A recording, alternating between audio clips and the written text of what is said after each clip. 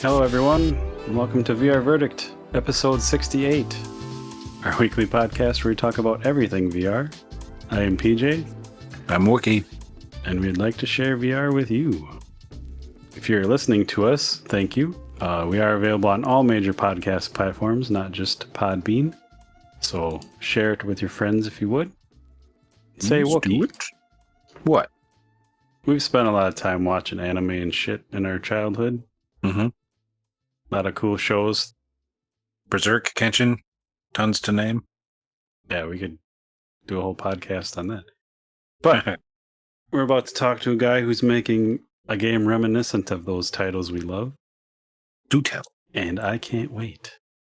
We're joined by Justin from Tab Games, sharing his game Samurai Slaughterhouse, coming maybe the end of the year, maybe in the spring, we'll see. But check the links in the show notes below. Look at some screenshots or videos. The game's looking amazing. It's very striking. You'll find out this gentleman does all the work, does the music. The music is great, fits right in. But he explains he does it in such a way that when he purchases an asset, he still makes it his own. So it's like he knows what he wants and he takes appropriate shortcuts to get there. So exactly. Good stuff. Life lesson. Definitely check it out and get him some feedback, or get us some feedback, and we'll pass it on.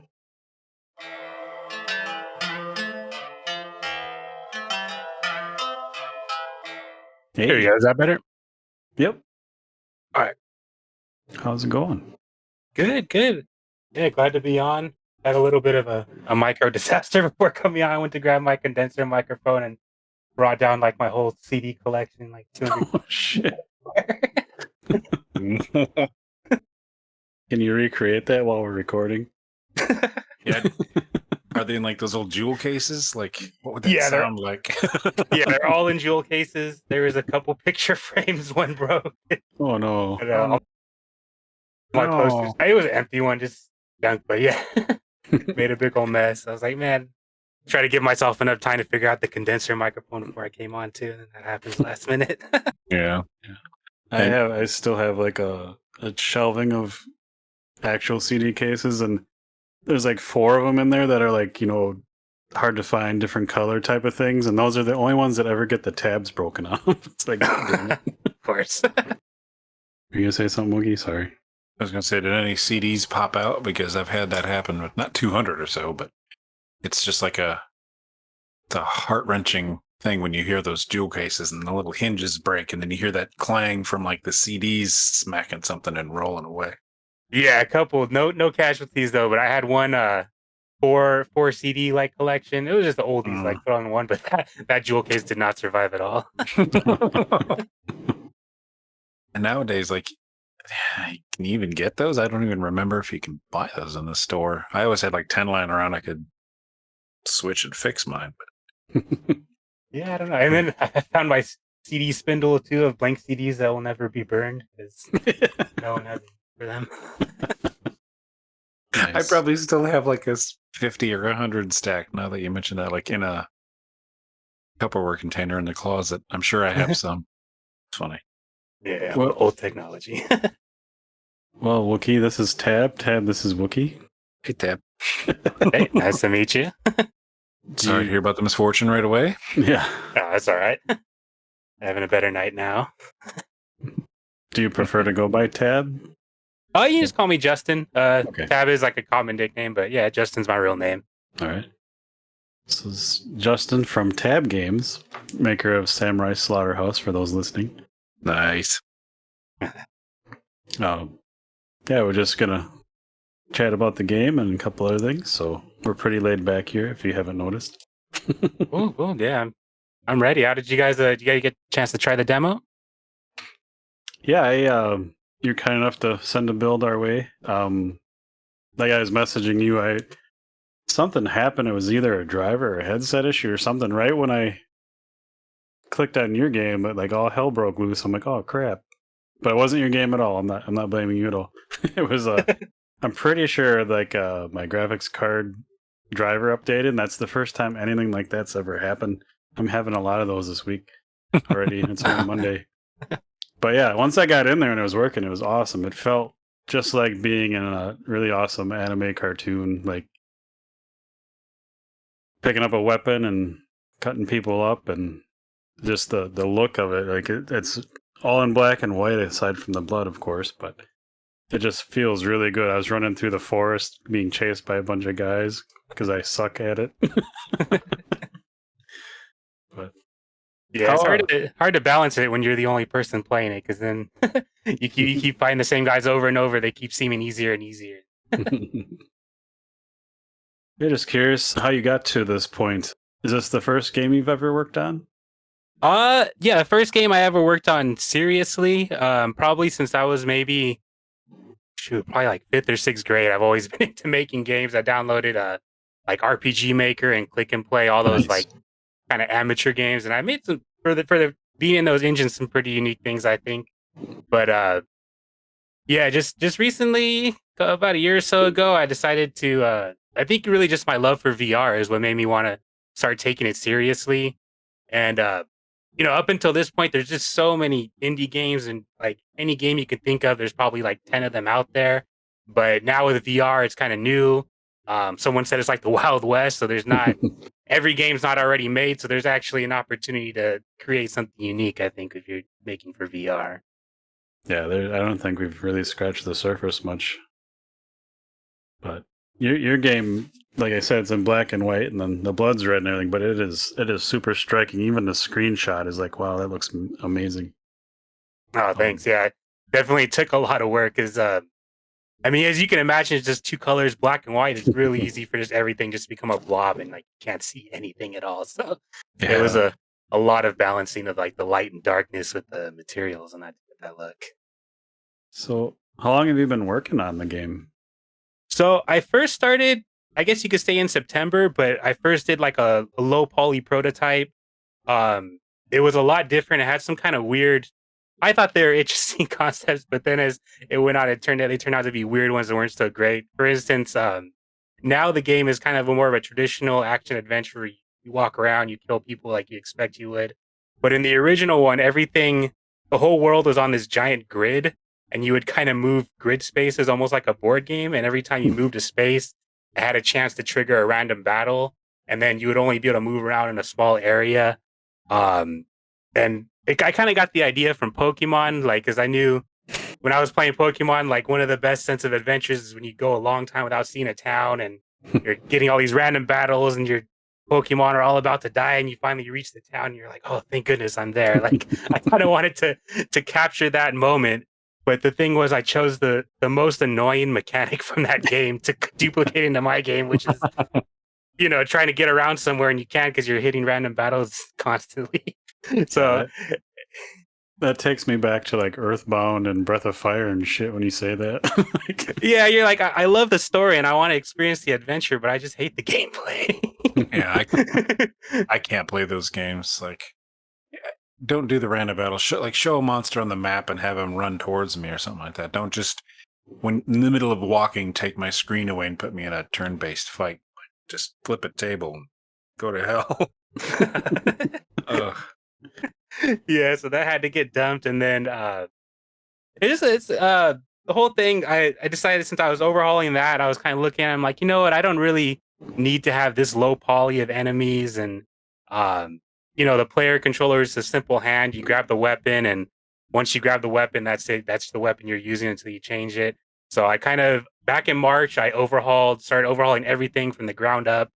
The blood effect got taken over in some of the materials, but pretty much everything you saw in that demo, I was just working on since March. So really just like 3 months, besides the whole learning process of the first prototype. Now, I know you're an artist. Do you do all of the art for the game? So I don't do the modeling, like the 3D modeling. So the way it works is I'll buy a 3D model of a character that looks kind of similar to what I want to do. And then from there, I'll go in and just race his textures, redo all of the textures and all that from hand, and get that going in there. So it's a little 50-50. Nice. And then all the 2D art, like the skyboxes you see in that, that's also kind of like 50-50, because I painted a lot of the mountains and stuff, but some of the smaller details, what I did is I went through museum websites and found old public domain Yo, however it's pronounced, those paintings, those Japanese ones, I Yeah. kind of took them and chopped them up and resaturated the colors differently. And so it's kind of a combination of my work and real, actual Yu-Gi-Oh paintings. That's a really neat idea, though. You're like a one-man team working on this, right? Yeah, it's just me working on it. So yeah, any way I That's could find like crazy. shortcuts and stuff, I do it.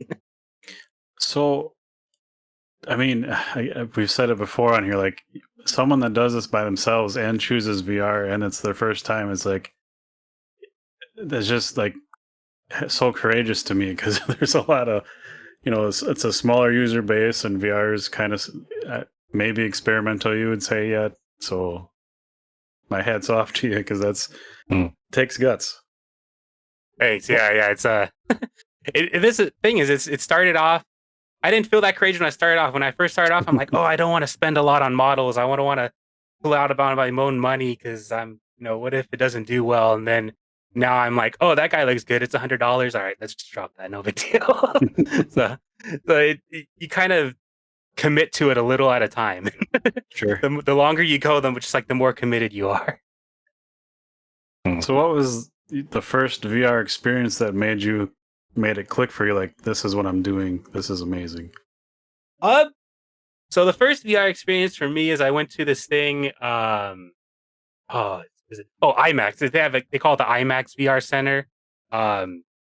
And now looking back at it, it's not that impressive. But at the time, not being familiar with VR, it was pretty cool. Like you kind of go in there, and they had different stations set up, and it turned out all it was just like a couple headsets hooked into Steam games. But you pay it. It was almost like an arcade or a movie theater. Like you reserve a time. Yep. And then you go and you get to play a VR game. So I remember the one that really blew me away, and it's just because they didn't have a big variety, but what was it called? Oh, Raw Data. They had the Raw Data, the multiplayer. So I played that with my wife, and I was like, oh man, this is awesome. Yeah, that's pretty good. Yeah, that was a good one. So that kind of blew me away. There they also had, I found out too, is like a lot of the games they had there were actually free demos if you have your own VR headset. Like I played a Star Wars one where it's I think something about Tatooine or something, but you're kind of just there in a desert messing with R2-D2 for a couple seconds in a lightsaber pasta. I paid like I think $15 or $20 to play that. Yeah. So but yeah, then from there I about a year or so later, I think I picked up the Oculus Quest. But I already had a gaming PC, so I picked it up with the intent of using it as like a PC peripheral. And I don't know if there's really any one game at that point that blew my mind. It kind of just all did. I remember being impressed with Arizona Sunshine and of course Half-Life Alyx, and Super Hot was already one of my favorite games before I played in VR. So of course that was like the first thing I picked up, and it was even better in VR. So yeah, I think there's just a lot to love with VR. There is, like you mentioned, Super Hot. That was one of, I think I either saw a screenshot or a video, and that was kind of the first game that popped in my head when I saw Samurai Slaughterhouse, because the colors are there's red and white and black, and that's about it. So, like, my brain was like, oh, what is this? Is it like bullet time like that, or what is it? And then I just saw a video, and it was just like, holy shit, he's jumping off crap, stabbing people. Gotta have it. Yeah, I'm having fun making it. And I think with Samurai Slaughterhouse too, one thing I'm trying to do is a lot of times with VR, people are trying to move forward. They're making it, an experience. It's not a game. It's more than a game. But I think I kind of want to take it back to being a video game. Just put all the things you expect to see in a video game. Inventory, towns, NPCs, just all the... I think sometimes you get so carried away with making things advanced, you forget about it. Just letting it be a video game, which is something I want to do with Samurai Slaughterhouse. I'm happy to hear you say that. Yeah, I'm up for the experiences and stuff because VR can definitely probably do that.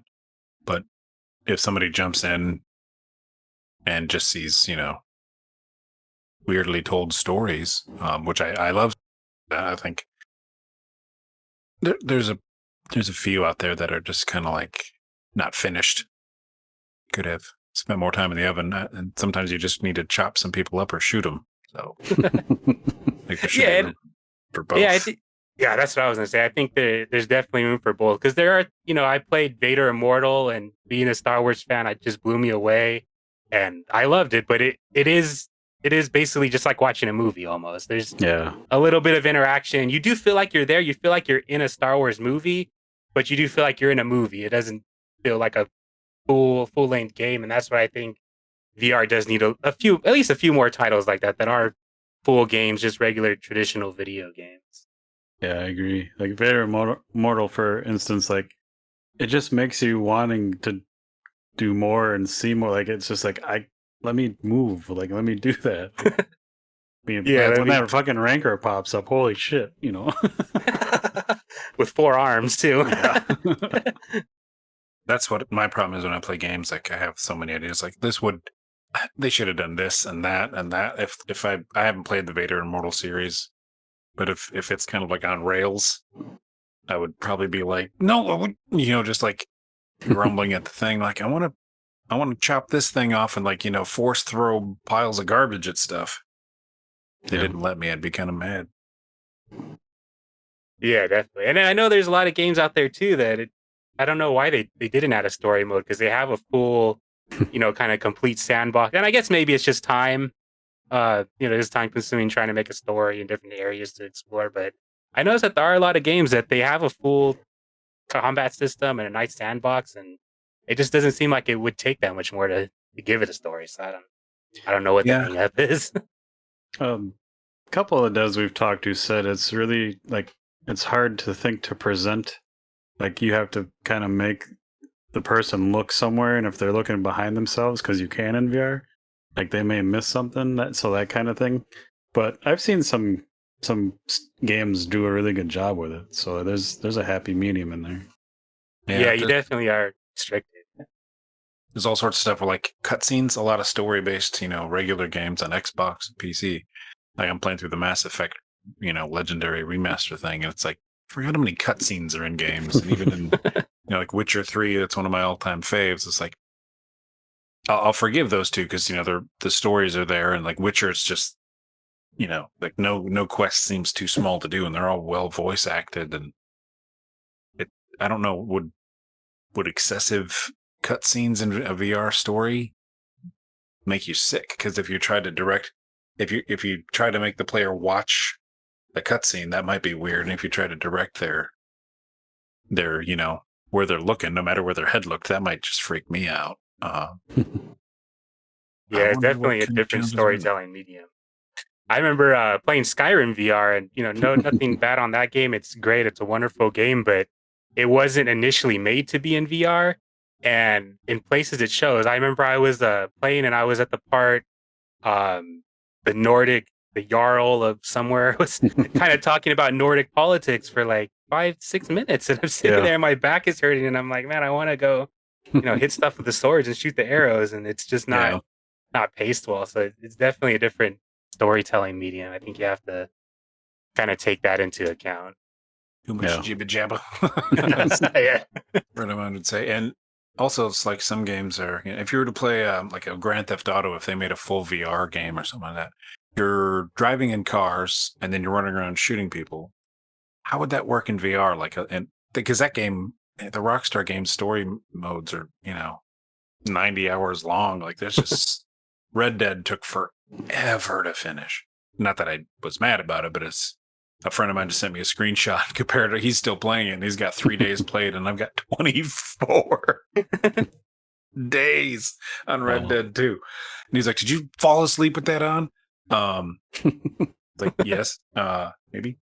I've played the GTA VR mod, and that's the only way I've ever played the story. And like, as long as it's not like melee combat where you gotta swing your arms and stuff, like shooting and stuff is fine. Like getting in and out of the car and running around. It's fine if you're sitting down because that game is made to be played sat down. But if you're like make a VR game, if they made full VR where you're running around and doing, like VR shooter stuff, and that was the GTA on foot, and then you had to sit down and get in a car, like, do you have like a chair attachment on your butt where you just kind of sit down? Or do you just kick a chair that's near you when you're in a gunfight? I don't know. It'd be interesting to see somebody do that, but I have concerns. I think with No Man's Sky, I experienced that too. Because then it's like, Yeah. do I fly the ship standing up or do I explore sitting down? I don't know. And then, Payday 2, they have not very Yeah. many, but there's a couple driving scenes in that game, and they definitely are awkward in VR. Yeah, that tried a game's mod neat, for but that. Yeah, we tried a mod that gave you like better locomotion. Never got it to work. The mod creator just on Steam like stopped talking to me about it. I somehow got it to work after like a month, and I don't know what I did, but I haven't. Like, I'm afraid to like uninstall or update it. I'm like, I don't want to touch it Break it. because you do crouch a lot and you like sneak through fences you cut and stuff. So it's like it's really neat in VR. But like with No Man's Sky, like having that's a sit down game for me because I play a lot of games standing up. So when I get tired, it's like, oh, switch to that. Yeah. And I get that there's a good blend of both. It's just sort of like, how would you introduce both? I don't think there's a mechanism ready for VR to have, sitting down and standing up in the same game. I need like pants that like get hard when you sit down or something like that. Unless there's like a electromagnetic pants chair. Yeah. like a super elastic like swing that you can just lean back and sit and then stand right up. That might do it. As if like having to anchor the headset to the roof wasn't enough. Yeah. You gotta anchor yourself to it. And then you gotta take a dump. Oh god, you gotta unzip this harness. You're like skydiving every time you play. Or one of those baby like chairs that they hang in like a door frame. You're just like, the baby's trying to get at whatever's going on and it just can't. And just put like a treadmill pad under your feet, you'll be good. So getting back to your game, A little off topic. we do that a lot. Sorry. As a developer, like I'm sure you have just immense amount of ideas. I'm always curious, how do you choose like what to put in and how to scale and kind of deliver like a final product? Like, do you have something in mind, or you just kind of work and try it, see what happens? Or Yeah, a lot of time it's kind of a cost reward type situation. I look, how hard is this to put in the game, and how many people are going to care if the game has this? So if it's something that, not a lot of people are asking for, but it'll take only a few minutes to put in, then I don't mind adding it.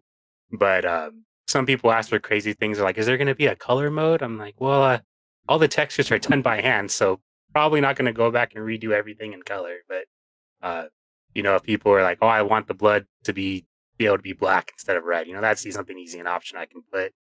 But yeah, a lot of times it's just cost to benefit. Like there's a few things that were a little harder, like I don't know if you saw recently, I started putting up some of the dialogue system. Mhm. So the NPCs can kind of say things. You could pick different choices. That was a little more challenging, but that was something I knew I wanted because it would add a lot to the game. Can't think of a good example, but I'm sure there's other things. There are some things that, it's not that you don't want to put them in the game. It's just the amount of effort it would take to put it in won't necessarily pay off.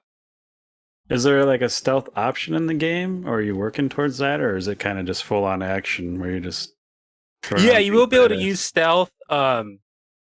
The enemy detection isn't so great in the version I sent you, but I'm improving that.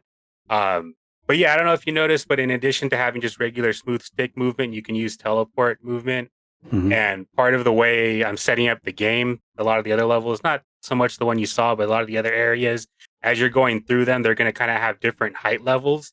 So you will be able to take a higher route and be looking Nice. down on the enemies to kind of plan how you want to come down on them.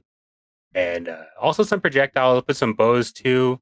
I'm thinking those will probably have limited ammo, so people don't abuse them. But yeah, stealth will definitely be an option. I think I'll have areas where stealth is the better option because there's just going to be too many enemies around to go about it another way. Nice. Yeah, the first time I fired up the build you sent me, I picked up a sword and I went out in the first room and a guy came at me and I think I took him out, but the second guy came up and I don't know what I did, but somehow my sword got stuck in the wall and I couldn't get it out. So I was like running around in a circle and I grabbed the dead body. The one that guy I killed, I grabbed his sword and then took the other guy. It was pretty cool. That's I like awesome. literally like grabbed the sword with both hands, and my body went to put my foot up on the wall that's non-existent and pull it out. Like, what are you doing? Like in a movie. Yeah, Is that because he was Feel like coming at like I Bilbo. could see him out of the corner of my eye. I'm like, shit, Like, oh no. it's pretty good. That's awesome. Yeah, that's one of the things that definitely needs to be balanced. Is kind of the sword. It's just different numbers for everything. There's how likely the sword is to get stuck in the wall, and how likely the wall is to have something get stuck in it, and how much force the player's hand can pull on the weapon before it loses grip, and it's just so many different things to balance. But Yeah, I can't hopefully, we'll get it right. No, I'm Put a sure lot you of will, time. and I've played a lot of alphas, so I'm not judging or anything. It's just funny. Might be a feature and not a bug. Yeah, the weapon actually it is made to get stuck in the walls, but hopefully it shouldn't get stuck that easily. Especially not those walls. Those are supposed to be the thin little house walls that the things just go right through. But maybe like the trees, things like that, the weapons get more stuck in. So, do you have what time frame are you planning for like release, and what's your kind of roadmap to getting to release? Like, how do you prioritize certain things in the game for that?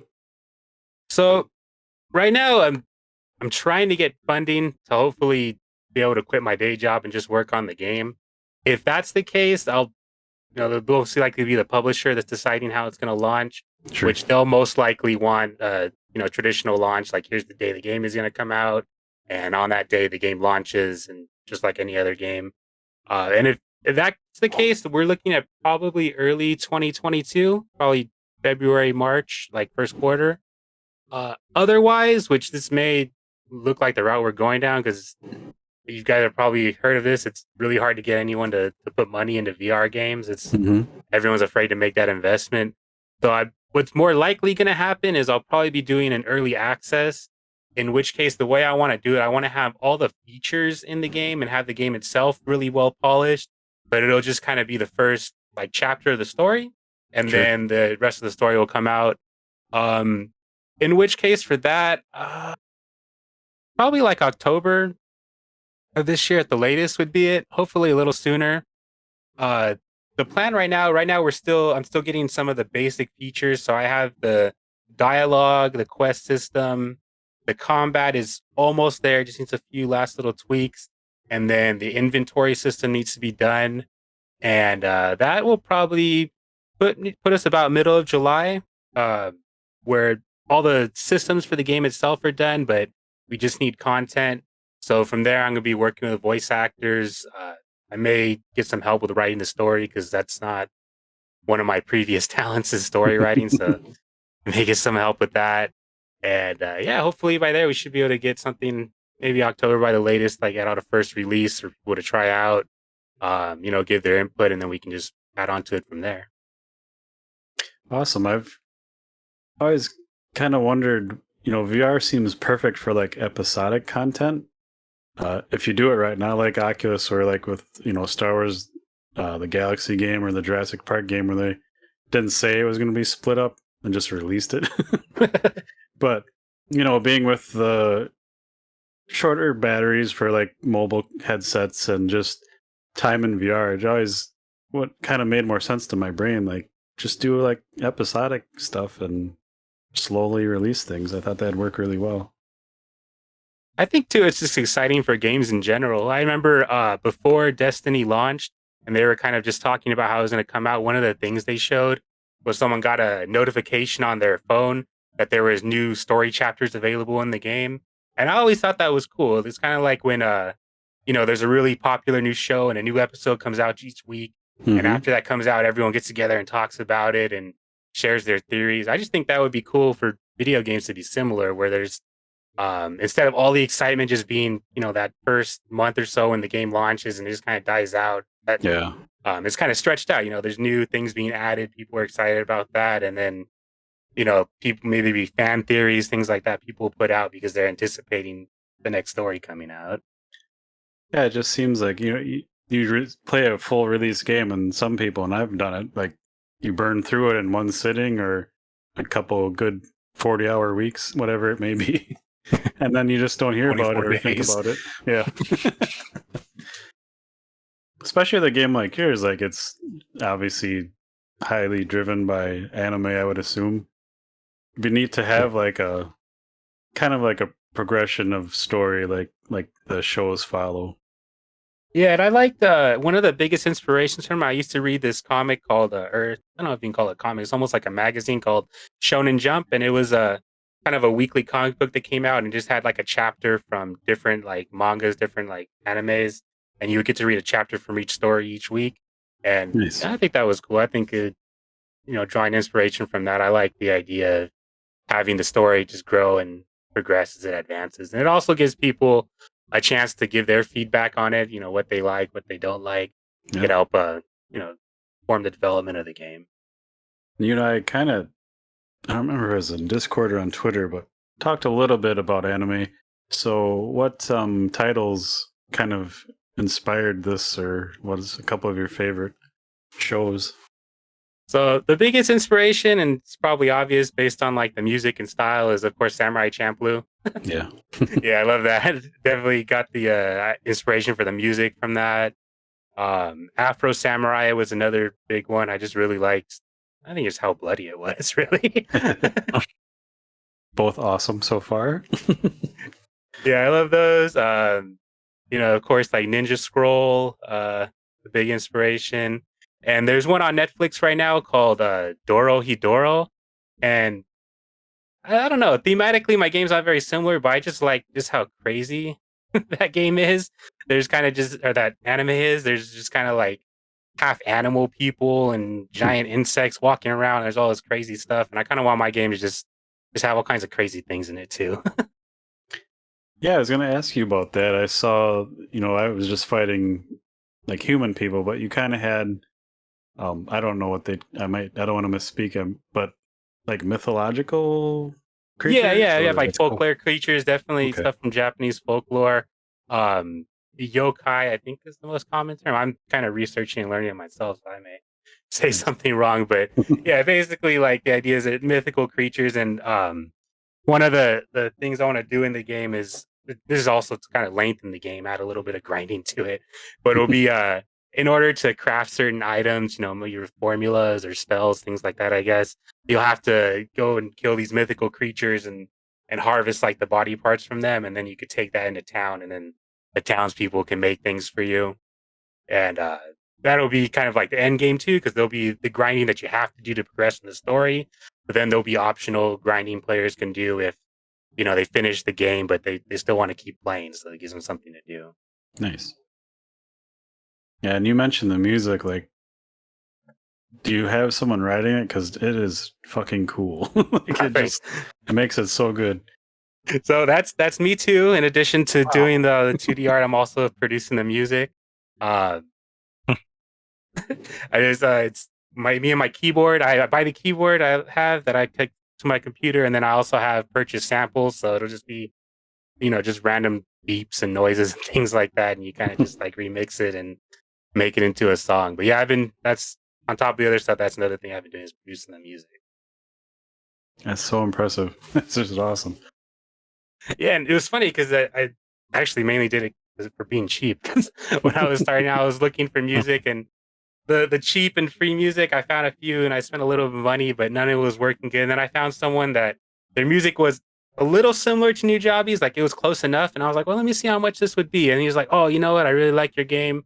I'll give you a really good deal, $50 per song. And I'm like, oh man, that's $200 for 4 songs. I don't know about that. Like, Yeah. at that point, I think that had been about as much as I had spent on the game so far. Now I'm up to about 1,500, but at the time that just seemed like a crazy amount. So I'm like, oh, let me just do the music myself. And I'm actually happy I did, because it's now the music that I made for the game is exactly what I wanted it to be. It's not something that I had to find that was, kind of close to it. I actually the kind of music that I wanted. Cool.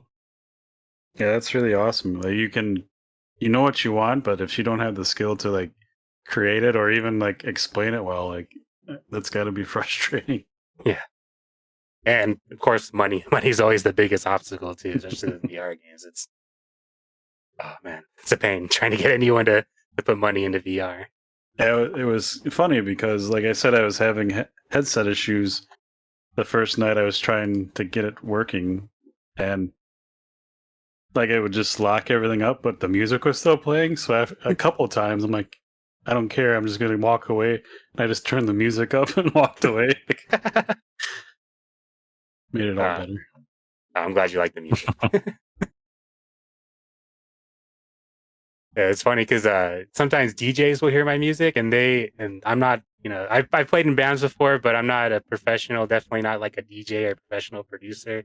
And they're like, oh, this such and such thing is off and this is wrong. And I don't even know what they're talking about. I'm like, well, I think it sounds good and people that play the game like it. So it's good enough for me. Yeah. So doesn't have to be perfect, just has to work. Yeah. Yeah, definitely. I think kind of just like the mood of it, that's what's most important. So to you, like, what's the coolest aspect of your game, would you say? I think the coolest aspect, or at least maybe what I put the most effort into, which is really the only thing you got to see because there wasn't much in that demo, but it's just like the melee combat itself. I'm really trying to make the enemies actually, challenging. Like when you see them, you're not like, oh, that's my victim that I'm going to go just like slaughter right now. Like I actually, when you see a guy, you're going to brace yourself. You're going to be ready to fight him. Nice. I've heard, and I unfortunately haven't had the time to play as many of the other VR melee games out there as I would like to. I know when I first started making the game, there wasn't a lot. So I was like, oh, this is going to be one of only like 2 or 3 VR melee games. And now there's like a lot out there. But at least the general consensus that I'm getting and from what I've seen is a lot of times when you go up to fight these guys, they're just your victims. You can rip their weapons out of their hands and just kill them like they're nothing. So I think with Samurai Slaughterhouse, I'm trying to make the enemies actually a challenge. Like they take steps backwards, they sidestep, things like that to kind of give you a fight. Nice. So yeah, you play those games where it's like it is kind of a mindset like, how will I kill this guy? I have these many options. Like, it's not going to be a battle. You're just kind of bored for choice, and you're just like, I'll do this. One thing I think would be cool too is it is like I mentioned earlier. I'm trying to make it kind of more of a traditional gameplay. So, the way the gameplay flow is going to work, and I thought this was kind of a given, but once I explained it to people, they're like, "Wow, really? It's going to be that in depth?" It's going to be kind of traditional JRPG type gameplay style. So you're going to come into like a new area, like a town, or the way I want to do it is like your goal in the game, you're part of a clan that's kind of hidden away from all like the other kind of wars where there's different factions trying to take over Japan, but or it actually won't be literal Japan, it'll be kind of a fictional area, but basically all these factions are trying to take over the country, and that your clan is not going to be able to stay out of it for long. So you're kind of sent out into the world to kind of expand the clan's territory. So the way it'll work, you're going to first have to set up a base in like the new area. So the area that you played in the demo, that's going to be one of the first bases you set up. The way it'll work when you first get there, it's going to be run by an enemy clan. So you're going to go kill everyone, clear the people out there. So that's now your new base where you can store your items, and NPCs that join your team will show up there. And then from there, you're going to go into the town. And in the town, your goal is kind of to help the people. So they'll give you different quests. Maybe they need something. So you're going to go out and kill monsters to get what they need, or have some kind of issue you need to resolve. And after you've solved enough, quests in the town, then that'll eventually open up kind of like a boss fight that you're going to be able to go to. And once you complete that boss fight, then you'll take over that area, and then you'll be able to go to a new town. And so I think that's one of the kind of things that'll kind of set it apart is there's going to be new areas that you're going to explore, new things you're going to see, new people you're going to talk to. It's not just the same, you're killing new enemies in a new room. It's going to actually be an adventure where you can explore. Nice. Yeah, exploration is my favorite part of most games, so I'm always glad to hear that, especially in VR, because there's not a lot of them. So Yeah, there's And not, and then like I mentioned, like with there's Skyrim and Fallout and Borderlands where they have a ton of content, but it wasn't originally made for VR, so the kind of it's good content, great games, but the cracks kind of show in some places. So Mhm. I think that'll help this stand out that it was really made for VR, and I think that'll show in kind of in the narrative because I know when I was like I said when I was playing Skyrim, I took issue with there being too much dialogue and my back hurting while standing in one place. So I'm trying to make the storytelling more interactive with Samurai Slaughterhouse. The characters will have some dialogue, but you'll actually be able to kind of go through their room and pick up their belongings and look at it. And I want to have the player kind of make small comments about things he picks up. So it'll be the story is kind of like spread out and more told through you interaction with the world rather than it just being told to you. Nice. Do And you have I'm trying to remember, maybe I didn't even try it. Like, do you crouch in the game, and is it like physical, or is it button press, or? it's actually both, just for convenience. You can physically crouch just like in any game, and you saw it's like a full body controller. There's like an actual guy. His Mhm. arms, his head is wherever yours are, so that goes the same. Like when you crouch down, your I guess you could say your collision box like shrinks, so you can definitely duck behind things and hide. And there's also a crouch button because not everyone wants to bend over and crouch when they're in VR.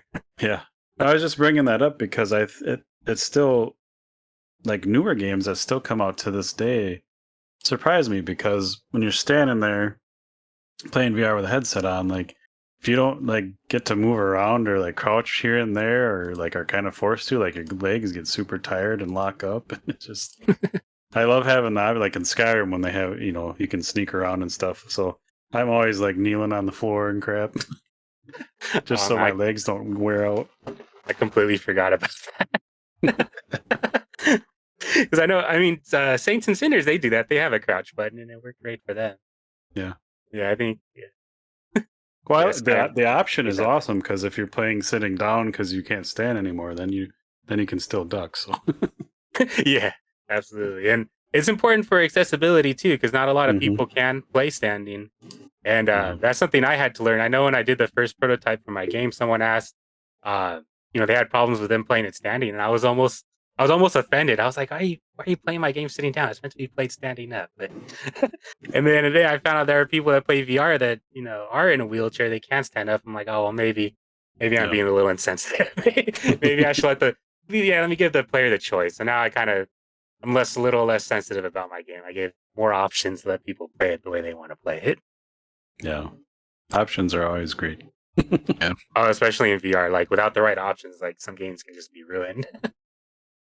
It's true. Yeah, I've How heard of a many lot of people. oh sorry, go ahead. Oh, yeah, I was gonna say a lot of people. There are certain VR games that they just can't play because it's missing certain options. Where do you fall on because I bring this up a lot, like you hear enthusiasts or see enthusiasts talk and it's like if your game doesn't do this, it's not a VR game, or if it does this type of thing, like are you pretty open with your opinions?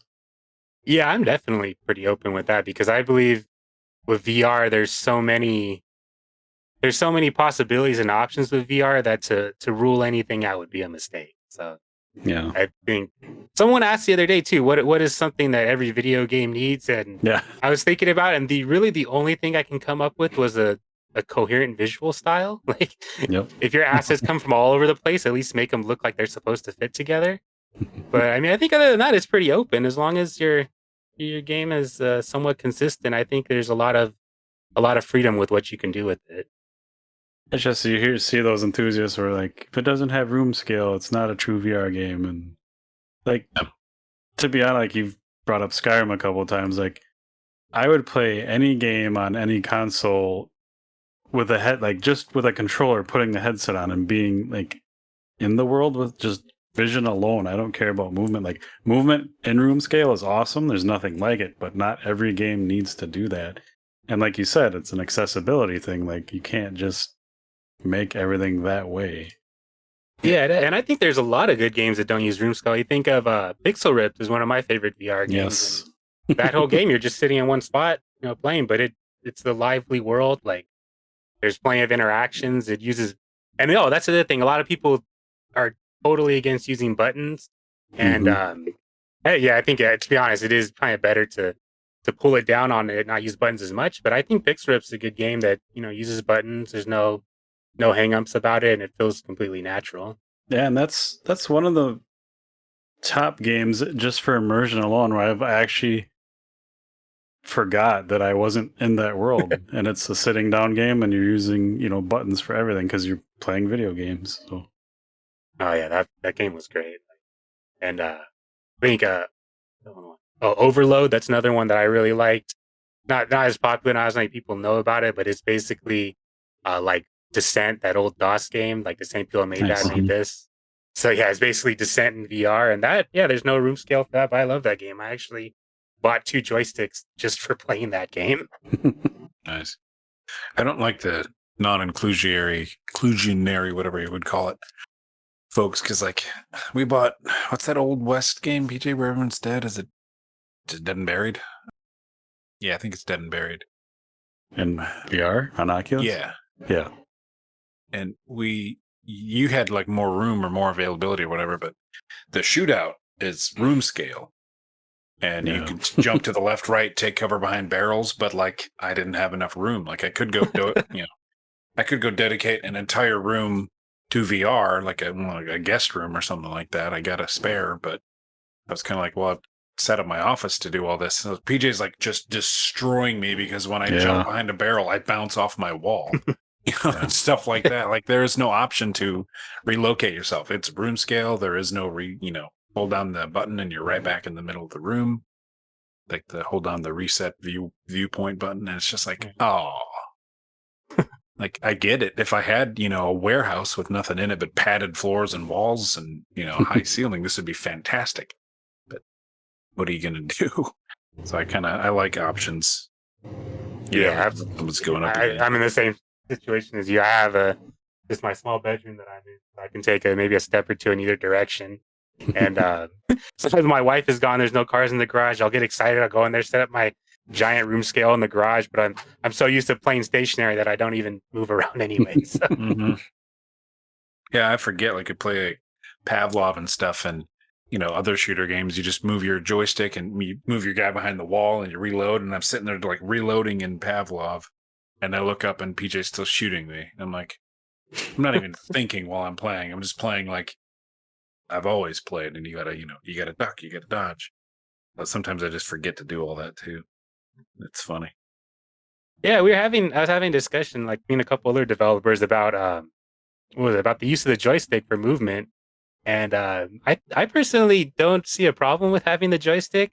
Some developers are saying, oh, that kind of breaks VR. Our goal should be to only have, I forgot the term they use, but basically implied realistic movement, that you moving your hands and arms should correlate. And I think you definitely have games like that, but I think we're all so used to using the analog stick that using it doesn't break the immersion. Because I know when I'm playing Samurai Slaughterhouse, which is the game I play the most because I have to, but I'll notice that I kind of use a combination of the two. Even though I'm using the joystick to move around, I'll be stepping aside, and then my little boundary will pop up that I'm about to walk into my closet. So I think the two work together. I think you can still have a very immersive experience while still having joysticks or a button here and there.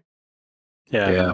I know it's a comfort thing, but I'd actually like teleporting, like for movement.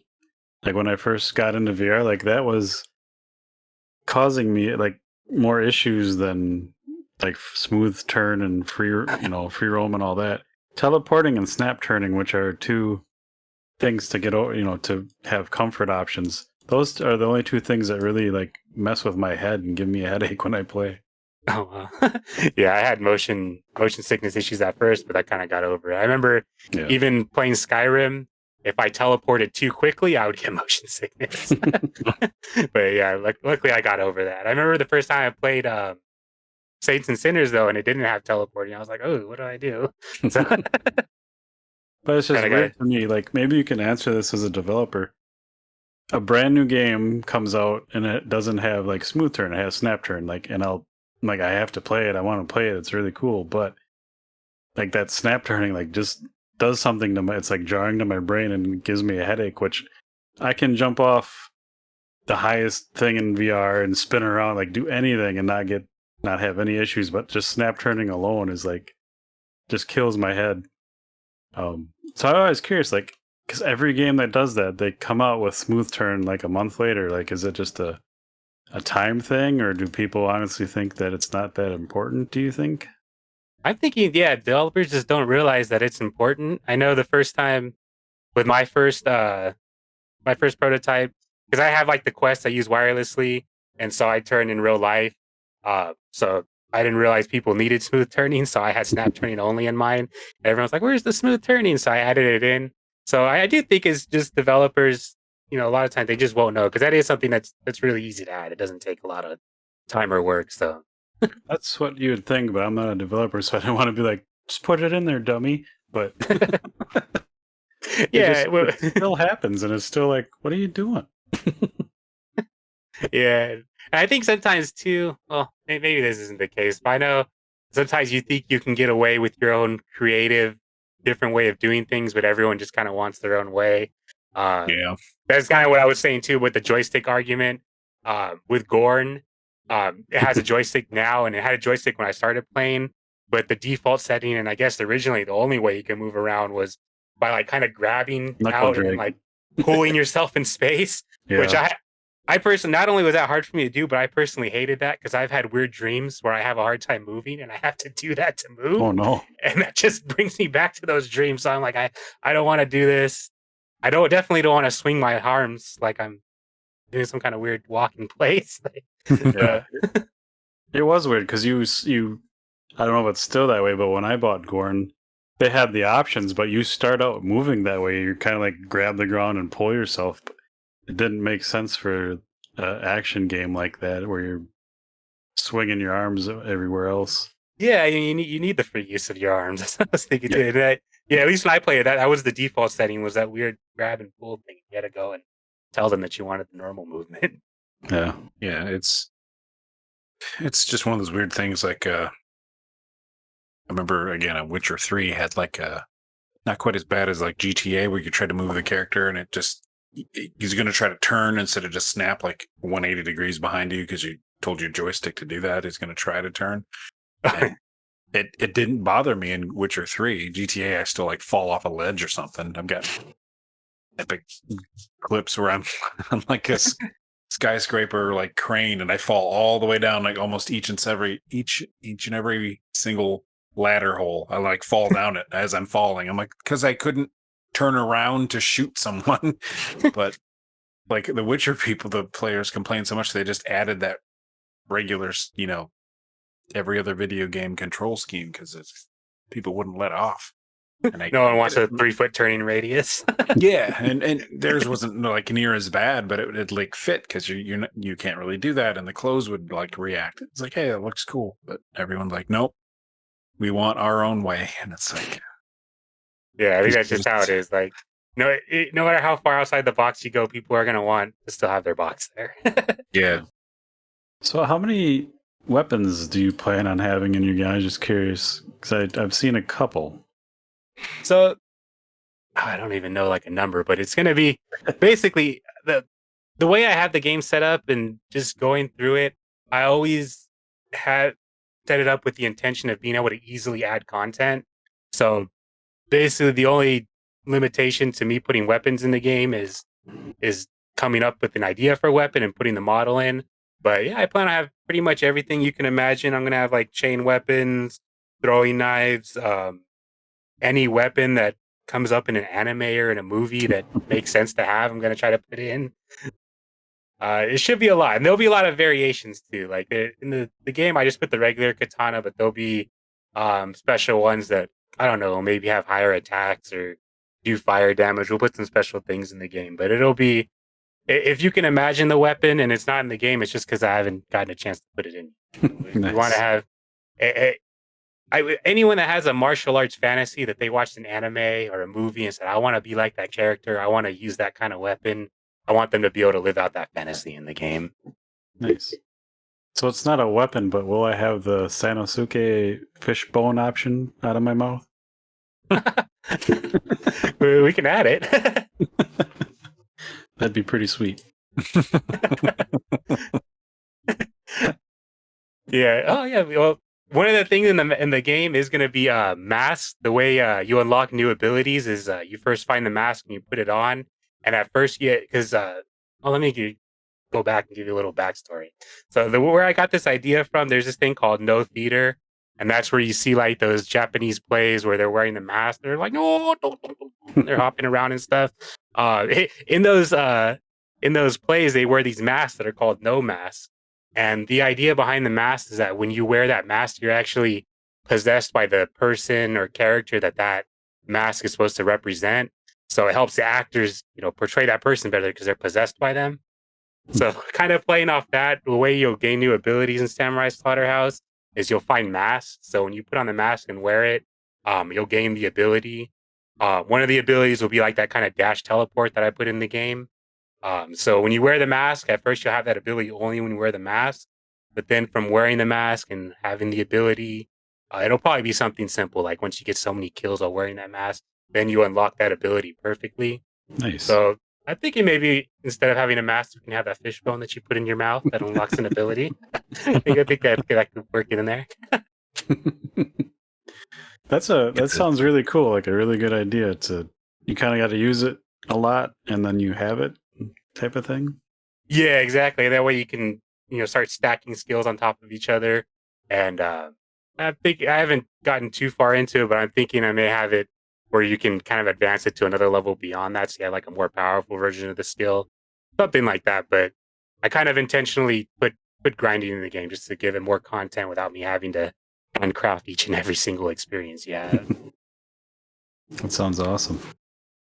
Yeah, so definitely got to balance that though, because I don't want people to feel like they're grinding. I want it to kind of feel natural, like they're just going out and doing things. And then I also don't want heavy grinding needed to get through the game. It'll be like the really heavy grinding stuff will be like the optional things. So it's people that are, because I've got to that place where I've beaten a video game and I want to keep playing it, but there's just nothing left to do in the game. Yeah. I know with Super Hot that that we were talking. That's one of our favorite games, and I just ran into that problem. I mean, I don't have all the achievements, but I beat the record on all the infinite ones, and I got most of like the time goals, and I just kind of ran out of things to do in the game. So I kind of now when I want to play it, I just kind of hop in infinite mode and just play just to play. And like when I finish games, I don't really care about achievements so much, like some people do, and I get it. But I just like the genuine just walking around, and sometimes when the games don't let you do that, it's just like, come on. Just even if it's, if I completed the game, give me some special item, but like the save or auto save before the last fight, let me like go take the spaceship and zoom out and just keep doing stuff. And some games when they don't do it, it's like, oh, wasted opportunity. Yeah, definitely. And with the kind of gameplay for Samurai Slaughterhouse will be good for that too, because it's kind of going to be sort of like Zelda or like Pokemon, where you kind of have certain areas you can go to. And once you kind of unlock ability or beat a boss, finish the story, you'll be able to go to more areas, but you will still be able to go back to the previous areas to revisit them. Mm-hmm. And I'm thinking about having that, be part of the game where you do have to go back and get items from previous, areas that you visited. I kind of think of Super Mario World. That was one of my favorite games growing up. And I remember just kind of the adventure of, oh, I need a feather to do this like specific level. So you go back to a different level to get the feather and then bring it over there. Or you go get your purple Yoshi or whatever you want and bring it with you. So I kind of want to do a little bit of that too, where, you realize you need a certain type of weapon to beat a certain enemy, but it's in another town. So you kind of have to travel there to do it. Because I kind of like that in game. Kind of, they give you a purpose to your traveling.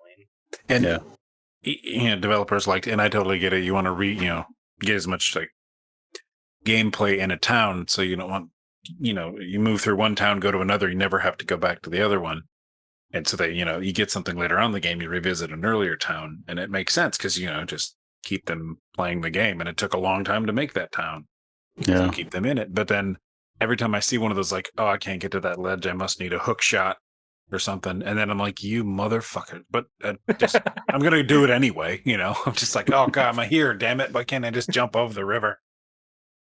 But it's clever game design.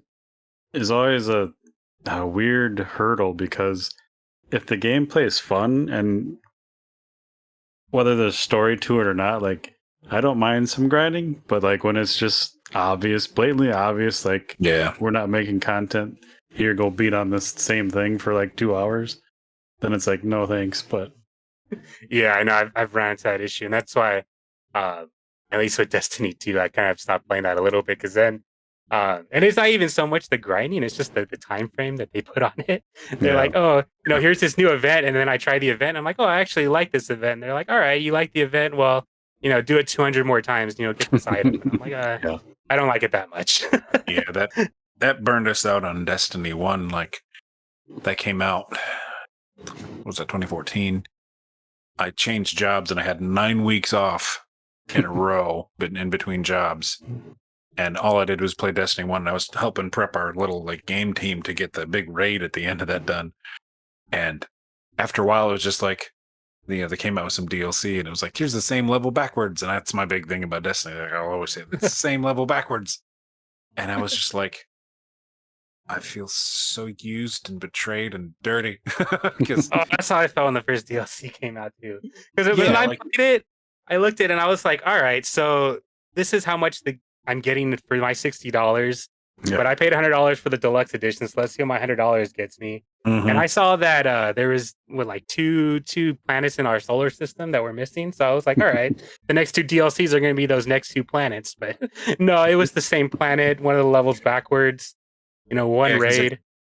There's that one, whatever the enemies were called. Some have 4 arms with like their ship kind of off the side of a cliff, and you ran that way the one mission, and the new mission you run the other way, and it's like because some games like grinding makes sense. I don't know if it was well received, but those crew games that Ubisoft made was Oh yeah, basically I like a those. driving MMO.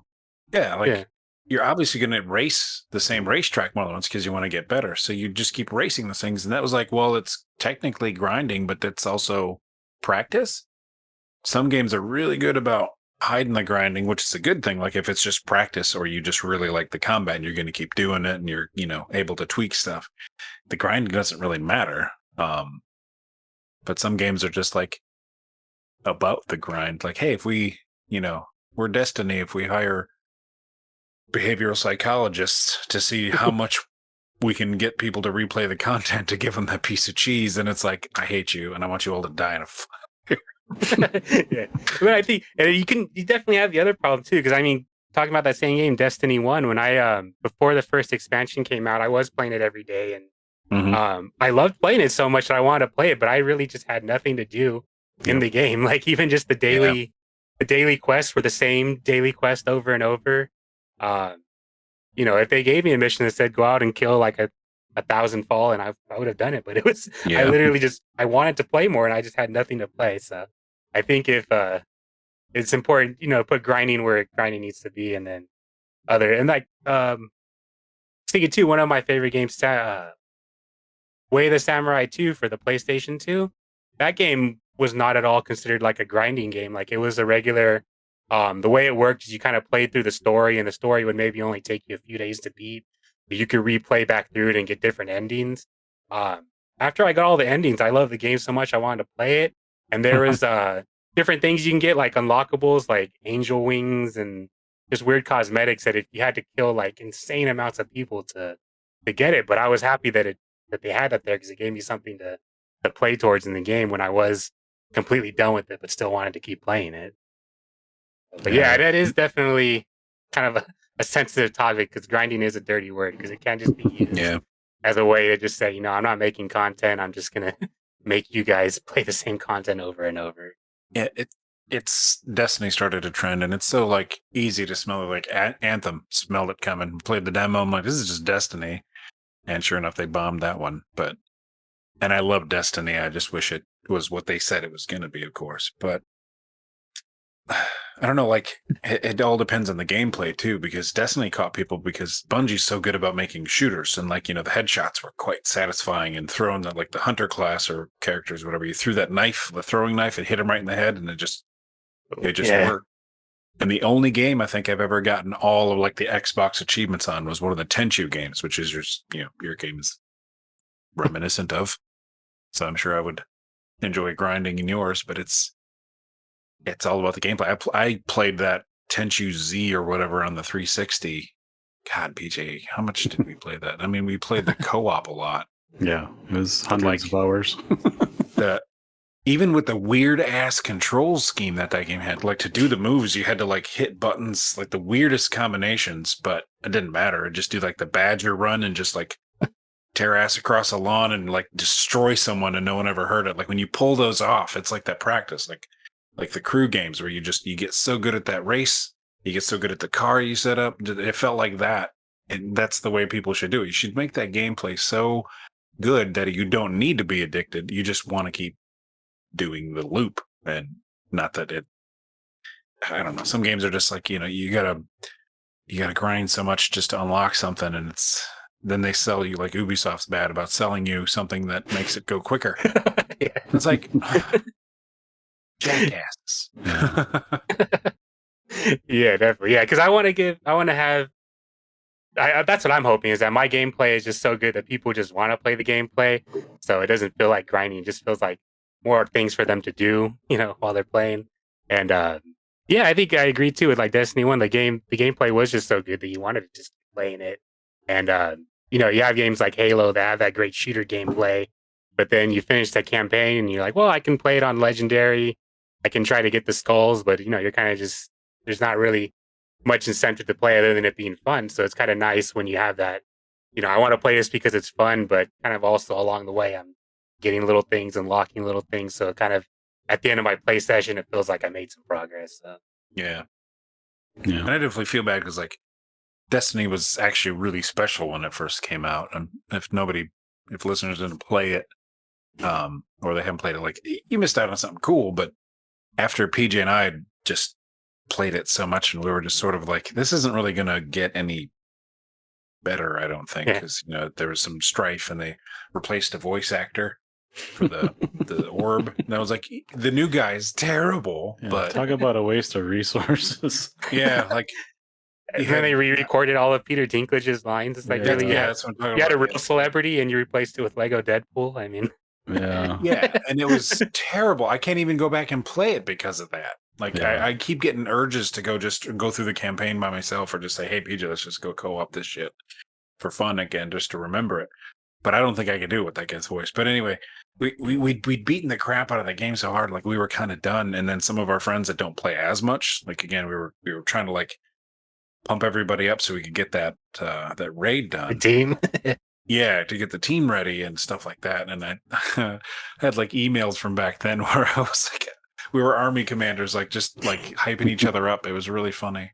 But he still wanted to play. There was nothing left to do, but he just really liked the game. And one of the guys, he just kept playing, like doing the weeklies and then the daily grinding thing. And he just kept doing it. And I felt sad because we'd all like saw through the magic and gotten like bored, but he was still there all the time playing by himself. I'm like, damn it. Why did they have to do that? So I appreciate when games keep it true to the, just make it fun. There's no excuse not to.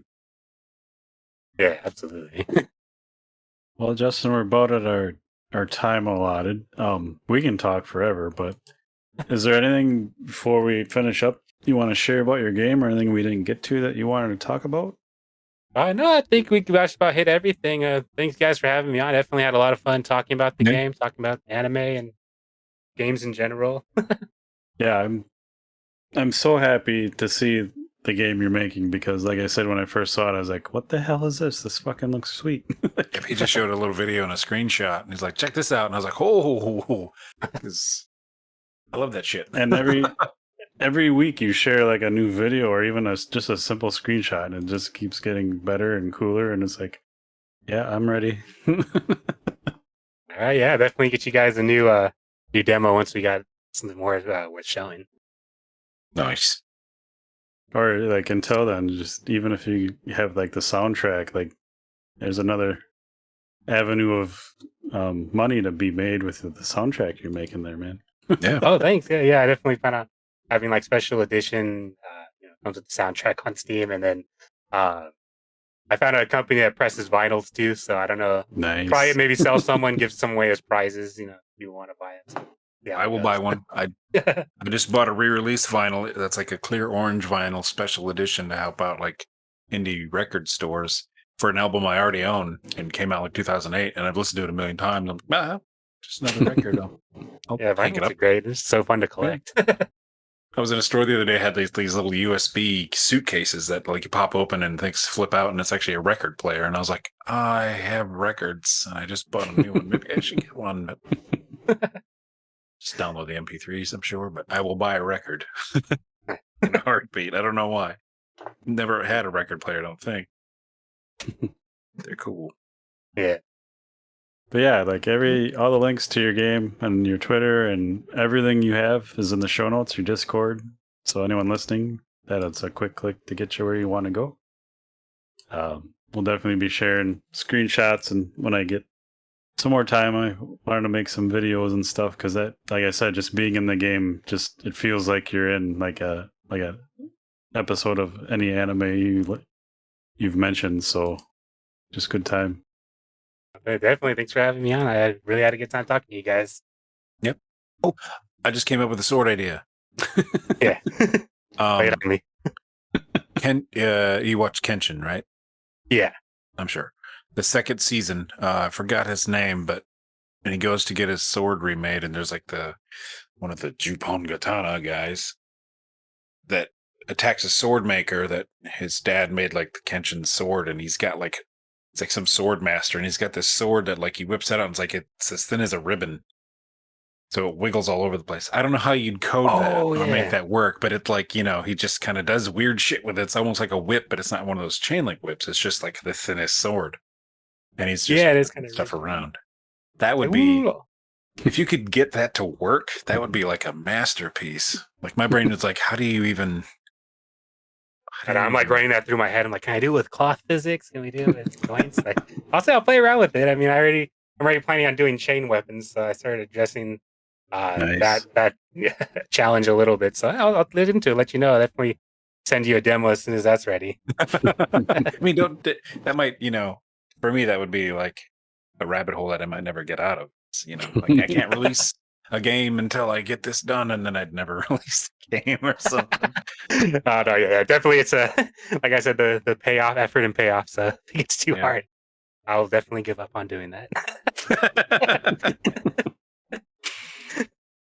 You're sitting there, it's like, I spent 10 hours on this. Fuck that Wookiee guy. Oh, you don't even know. My life. I've spent like 3 hours trying to get a fish to look realistic when it swam. Not trying to get it to swim. It swam. I was just adjusting numbers and values to try to make the fish look believable. Yeah, most people don't do that stuff. They get birds flying in games, and it's like that is the worst for a AAA title. That bird looks like he's made out of one of those balsa wood little flying airplanes from the 50s or something. Like, come on. They could use some more of that. Sorry, keep sidetracking us, and we're trying to end. Yeah, I've noticed some of our episodes have more endings than the Lord of the Rings movies. Our poor guests are trying to get out of here, and we just keep talking about shit. It's hard not to keep The talking. kids are all crying. We haven't eaten since noon. All right, man. This is great hanging out. Great to talk. I'd love to have you back when you release the game or early access or anything you want to share. Like, just let us know. All right, yeah, sounds good. We'll keep in touch. Look forward to hearing more of your podcasts too, guys. Since you hit me up, I've been listening to them. I've been enjoying them. So good stuff. That's good to hear. I hope so. Oh yeah, that's great stuff. I love it. Awesome. All right, well, I'll let you guys go then. Have a good night, and yeah, thanks again for having me on. I always love getting to chat about VR. Yeah, Thanks. Same here. If you need to replace any CDs, let me know. I'll chip in. I mean, those are just like display cases only. Like those are just for decoration. It's the cases probably need more than the CDs. Nice. Have a good night, sir. All right, good night, guys. See ya.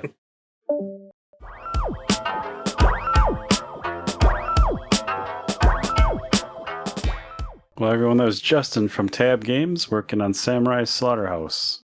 Definitely click any of the links in the show notes and at least check out some screenshots and tell me you don't need new pants. because it's amazing. It's definitely cool to hear, someone passionate enough to do all this stuff on their own, from the audio to drawing. Yeah, artwork, it's a lot of coding. stuff. I Daunting. can't even. And for it to come out so cool, it blows my mind every time. All right. This was episode 66, and I am PJ. I'm Wookie. And this was our VR verdict. And it is not episode 66, it's 68. What the fuck? I was going to say, no, I didn't pitch that. Like I said, I've been up since 3. Yeah, I know. It's probably not safe.